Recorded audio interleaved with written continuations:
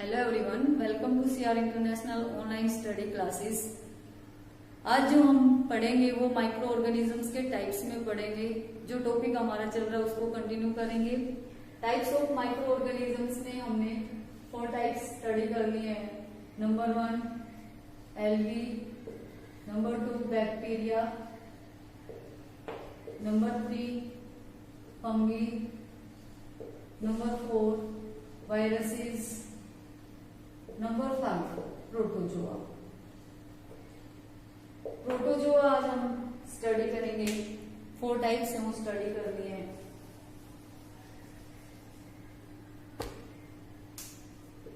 Protozoa जो है उसका मीन सिंगुलर प्रोटोजोन होगा।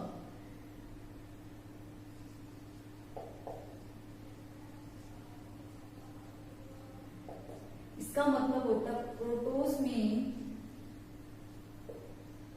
फर्स्ट, जोन में एनिमल्स।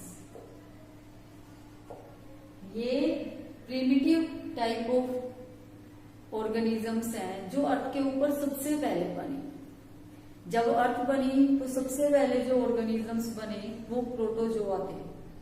क्लियर? प्रोटोजोआ जो होते हैं वो यूनिसेलुलर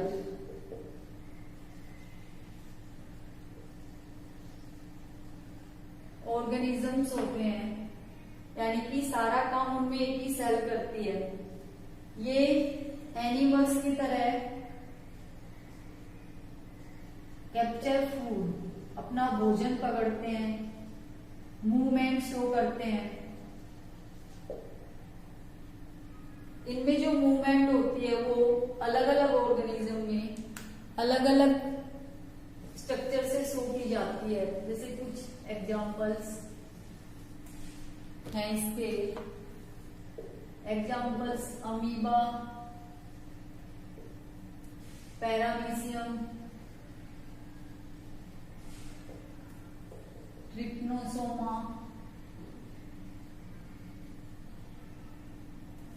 यूग्लिना, प्लाज्मोडियम। ये सब प्रोटोजोआ के एग्जांपल्स हैं। इनमें कुछ एक में स्ट्रक्चर है जो इसमें मूवमेंट को शो करते हैं। जैसे अमीबा, अमीबा में ये जो स्ट्रक्चर है फॉल्स फीट जिनको कहते हैं, सूडोपोडिया, इनकी हेल्प से ये मूवमेंट शो करता है। दूसरा इसमें पैरामीशियम, इस तरह से स्लीपर लाइक ऑर्गेनिज्म होता है, शेप ऐसी होती है। इसमें बहुत छोटे छोटे हेयर जैसे स्ट्रक्चर्स होते हैं। ये कहलाते हैं सीलिया। ये इनकी हेल्प से मूवमेंट शो करता है। ये स्पिंडल शेप्ड ऑर्गेनिज्म है, यूग्लिना। इसमें हेयर लाइक स्ट्रक्चर होता है जिसको फ्लैजेला कहते हैं। ये इसकी हेल्प से मूवमेंट शो करता है। तो यानी कि अमीबा सूडोपोडिया की हेल्प से, पैरामीशियम सीलिया की हेल्प से और यूग्लिना है वो फ्लैजेला की हेल्प से मूवमेंट शो करता है। यूग्लिना को unit between plants and animals, animals और प्लांट्स के बीच की यूनिट कहते हैं, क्योंकि कुछ कैरेक्टर्स को ये एनिमल्स के शो करता है और कुछ कैरेक्टर्स है वो प्लांट्स के शो करता है। प्लांट्स के कैरेक्टर्स क्यों? क्योंकि इसके अंदर क्लोरोफिल प्रेजेंट होता है जिससे ये फोटोसिंथेसिस करता है। यानी फोटोसिंथेसिस का प्रोसेस लोग कौन करते हैं? प्लांट्स करते हैं। तो कैसा होगा? प्लांट जैसा होगा। बाकी मूवमेंट शो कर रहा है और भी कई सारी ऐसी एक्टिविटी है जो एनिमल्स जैसी होती है। तो ये इसको क्या कहते हैं? Unit between plant and animal. ये हो गया यूग्लिना।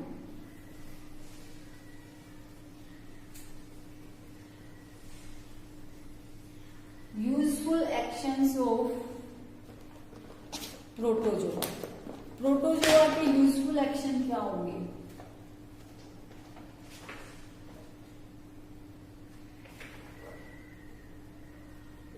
या uses of protozoa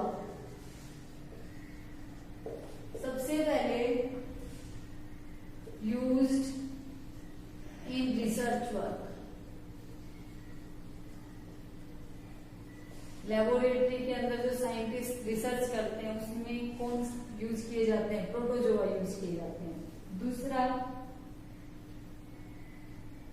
to treatment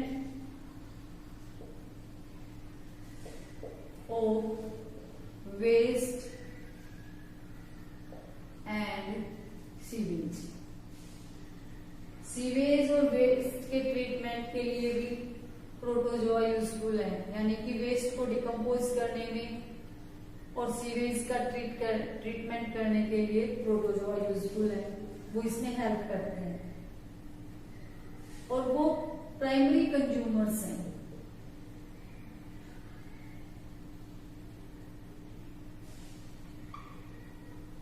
in aquatic food chain,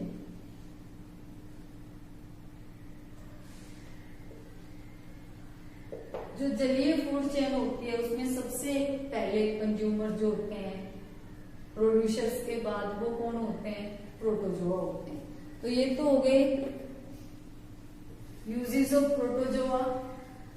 अब हार्मफुल एक्शन क्या होंगे प्रोटोजोआ के? हार्मफुल एक्शंस ऑफ प्रोटोजोआ, इसमें सबसे पहले ट्रिप्नोसोमा की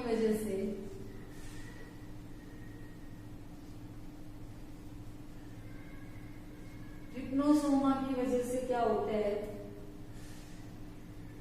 कैटल और ह्यूमंस के अंदर एक बीमारी होती है। Trypanosoma causes disease in humans and kettles.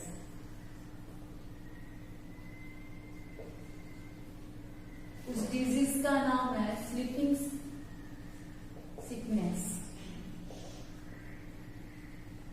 यानी कि ट्रिप्नोसोमा की वजह से ह्यूमंस और कैटल्स के अंदर एक बीमारी होती है, उसको कहते हैं स्लीपिंग सिकनेस। दूसरा, एंड अमीबा की वजह से ह्यूमंस के अंदर डिसेंट्री होती है। डिसेंट्री जो डिजीज होती है वो एंड अमीबा की वजह से होती है। एंड अमीबा रहता क्या है? And amoeba live in large intestine of humans cause amoebic dysentery।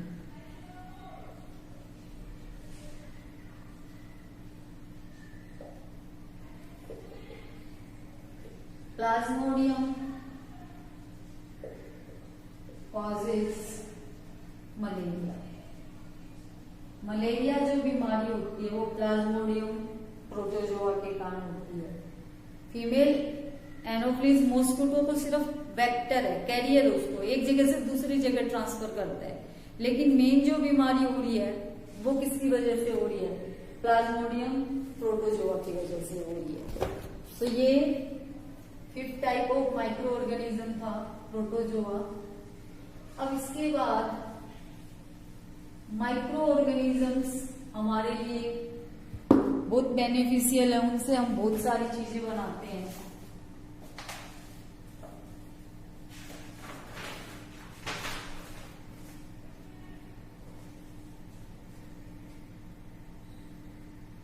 To making food items,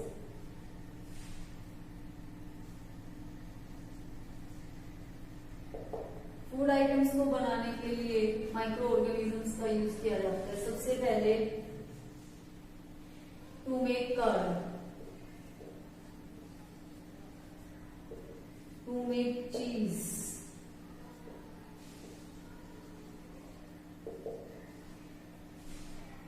to make bread, to make wine and beer।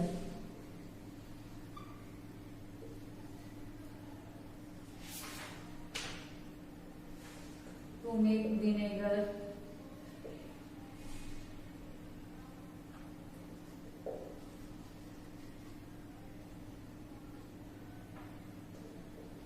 और कुछ एक माइक्रो ऑर्गेनिजम्स को like algae as a food भी use किया जाता है, यानी कि उनको खाने के लिए यूज किया जाता है। माइक्रो ऑर्गेनिज्म लैक्टोबैसिलस बैक्टीरिया की हेल्प से कर्ड बनाया जाता है, बैक्टीरिया की हेल्प से चीज बनाया जाता है, फंगस की वजह से, ईस्ट की वजह से ब्रेड बनाई जाती है, वाइन बियर है वो भी माइक्रो ऑर्गेनिजम्स की वजह से बनाई जाती है, विनेगर है वो भी माइक्रो ऑर्गेनिजम्स की वजह से बनाया जाता है। तो ये तो हो गए फूड आइटम्स बनाने में। मेडिसिन्स के रूप में भी माइक्रो ऑर्गेनिजम्स हैं वो यूज किए जाते हैं। तो मेडिसिनल यूज क्या होगा? Medicinal uses of micro organisms. Micro organisms का मेडिसिनल यूज सबसे पहले तो एंटीबायोटिक्स बनाने में।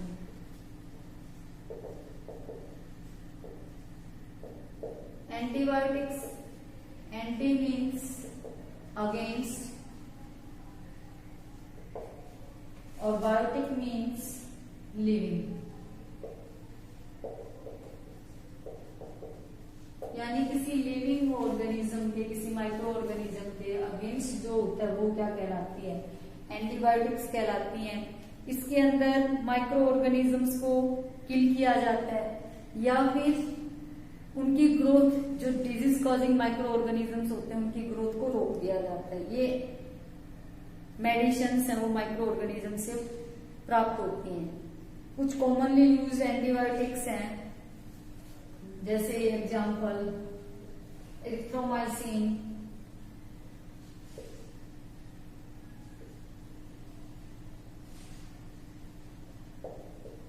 दूसरा टेट्रासाइक्लिन,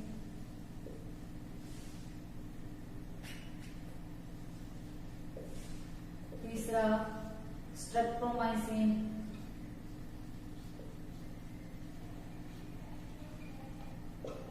ये एंटीबायोटिक्स हैं। सबसे पहले एंटीबायोटिक किसने बनाया था? अलेक्जेंडर फ्लेमिंग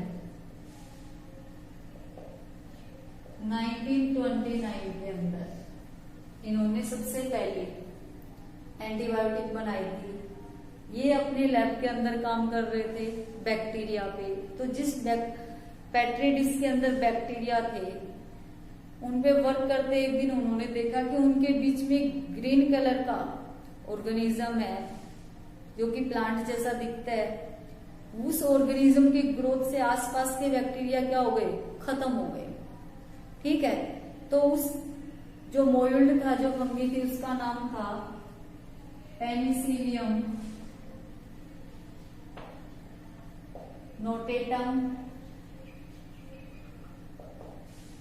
और उससे जो एंटीबायोटिक बनाई वो थी पेनिसिलिन।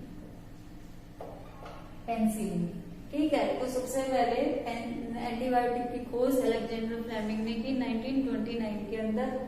पेनिसिलियम नोटेटम जो मोल्ड था, फंगी थी, उससे, और उसको नाम दिया पेनिसिलिन। लेकिन धीरे धीरे इसका एक्सेस यूज होने से ये बॉडी के ऊपर नेगेटिव इफेक्ट डालने लगी। तो 1917 के बाद, 1970 के बाद इसका प्रोडक्शन बंद हो गया। अब ये यूज नहीं की जाती। बट ये दूसरी एंटीबायोटिक्स हैं जो यूज की जाती हैं। नेक्स्ट, एंटीबायोटिक्स के बाद वैक्सीन। वैक्सीन का मतलब होता है टीका।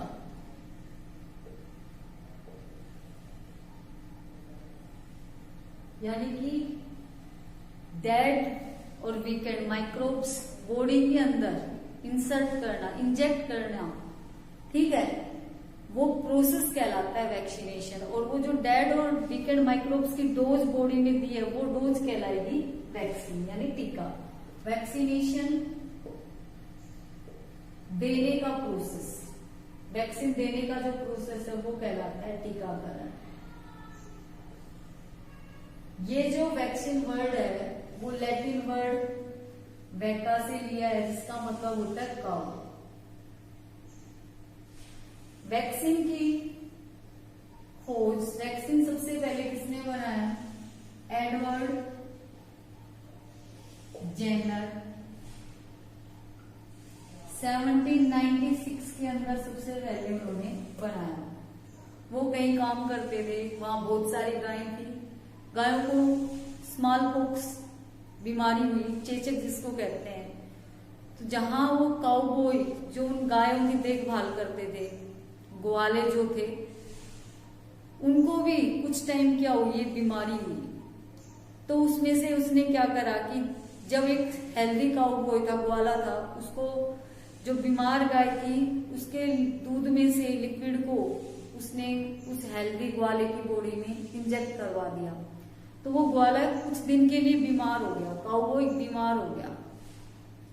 अब दोबारा जब दूसरे काउबॉयज थे वो बीमार हुए, तो उनकी बॉडी में से भी उसने मटेरियल लेकर इंजेक्ट करवाया जो बीमार हुआ था पहले उस काउबॉय की बॉडी में। तो इस बार वो बीमार नहीं हुआ। तो उसने सोचा कि ऐसा तो कुछ है जो पहले ये बीमार हो गया था, अब बीमार नहीं हो रहा। तो वैक्सीन देने से हमारी बॉडी क्या करती है? एंटीबॉडीज प्रोड्यूस करती है। एंटीबॉडीज क्या होती है? प्रोटीन बॉडीज होती हैं जो हमारी बॉडी के अंदर इंजेक्ट करवाने से हमारी बॉडी एंटीबॉडीज प्रोड्यूस करेगी। वो एंटीबॉडीज फ्यूचर में किसी भी तरह का उस बीमारी से रिलेटेड कोई जर्म्स, माइक्रो ऑर्गेनिज्म अगर बॉडी में एंटर करता है तो वो उससे क्या करती है? फाइट करती है। अब लेटेस्ट तुम देख लो, कोरोना जो डिजीज फैली हुई है कोविड-19, उसके लिए वैक्सीनेशन हो रहा है, वैक्सीन दी जा रही है, कोवैक्सीन। पहले 45 प्लस एज के लोगों को दी गई जो ज्यादा किसी डिजीज के पेशेंट थे, एज्ड थे। उसके बाद 18 टू 45 के बीच के जो लोग हैं उनको दी जा रही है। तो उसमें क्या है, वो जो वैक्सीनेशन हो रही है उसमें ऐसा कोई मटेरियल है जो हमारी में बॉडी में इंजेक्ट करने के बाद हमारी बॉडी क्या प्रोड्यूस कर रही है? एंटीबॉडीज प्रोड्यूस कर रही है, जो उससे लड़ने में क्या है? सक्षम है, कैपेबल है। वो चीज क्या कहलाती है? वैक्सीनेशन कहलाती है। कुछ लोग कहते हैं कि वैक्सीन लगने के बाद भी कोविड से डेथ होगी, तो एंटीबॉडीज बनने में टाइम लगता है, 10 से 15 दिन या 20 दिन, बॉडी पे डिपेंड करता है कि कितना टाइम लगेगा। और उससे पहले ही अगर हम कोविड की चपेट में आ गए तो वो तो 14 दिन के अंदर अपनी सारी पिक्चर क्लियर शो कर देता है। तो उन लोगों की क्या हो रही है, 2-3% ऐसा भी हुआ है जिनको वैक्सीन लग गई फिर भी डेथ हो गई। तो ये रीजन है डेथ होने का, क्योंकि एंटीबॉडीज बनने में थोड़ा टाइम लगता है। तो बहुत सारी वैक्सीनेशंस हैं, पोलियो के लिए दी जाती है, जैसे 2 बूंद जिंदगी के नाम से गवर्नमेंट क्या करती है, एक अभियान चलाती है जिसमें 2 ड्रॉप पिलाई जाती हैं 5 साल तक के बच्चों के लिए। तो बहुत सारी वैक्सीन है वो बनाई गई हैं पोलियो के लिए, टीबी, टाइफाइड, मीसल्स, न्यूमोनिया,